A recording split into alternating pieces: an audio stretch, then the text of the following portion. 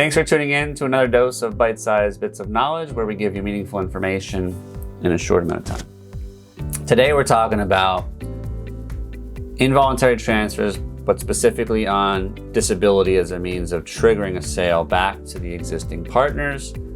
And here's why that might be a good idea.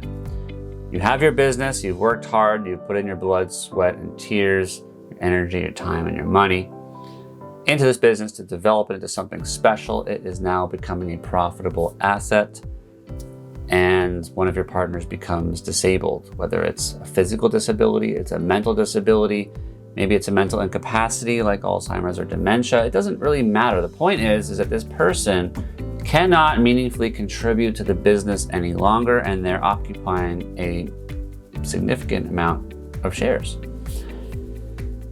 So it puts you in a bad spot because you need to have that role filled, and unless you have the finances to do it, you can't give equity because you're going to dilute everybody else.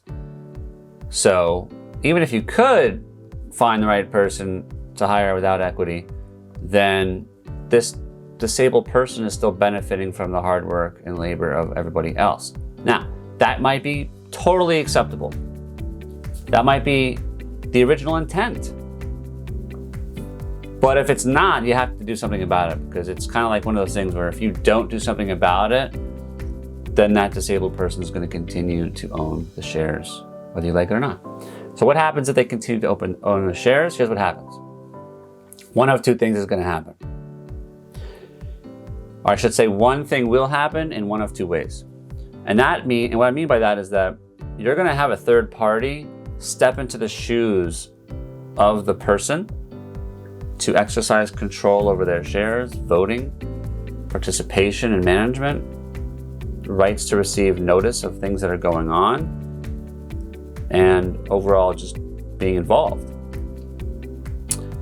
That person is either going to be a guardian or an agent under power of attorney. If you don't have your estate planning documents done, you should get them done. You should watch my other videos on that.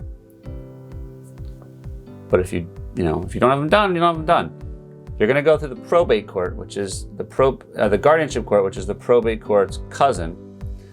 The guardianship court, it's a whole other video for what guardianship is, but basically a guardianship court is going to result in the disabled partner being evaluated and ruled incapacitated to some degree, and a guardian being appointed over this person to make their decisions and take care of them.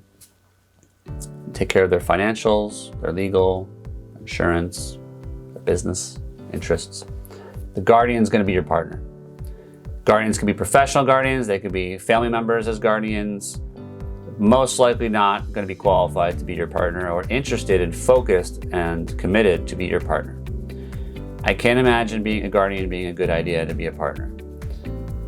By that same token, the other way it could happen is that person did some planning and they appointed somebody they thought would be a good fiduciary on behalf of their financial, legal, insurance, banking, tax, business needs. And that's their agent under a power of attorney. That agent is the same thing as a guardian in this context. It's a third party who's going to be involved in your business. They may not be the right people. Again, might not be qualified, interested, committed, liked, or they might not be fitting in and you might not like them. So again, you have a problem with the disabled person in your business. They can't contribute, and someone else is going to start basically taking over their shares. And then ultimately, like everybody else, they're going to pass away, and then that triggers the whole death problem that we already talked about. So you got to think it through, and you really got to think this stuff through, or else it's going to bite you in the butt. So I hope that this was helpful. Please feel free to download the free materials in the description. One is a business planning stress test. The other is a formation chart for Florida. And there'll be some other goodies in there as well. So thank you for stopping by, and stay tuned for more.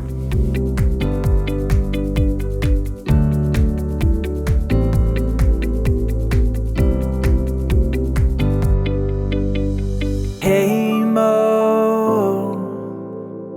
Haimo.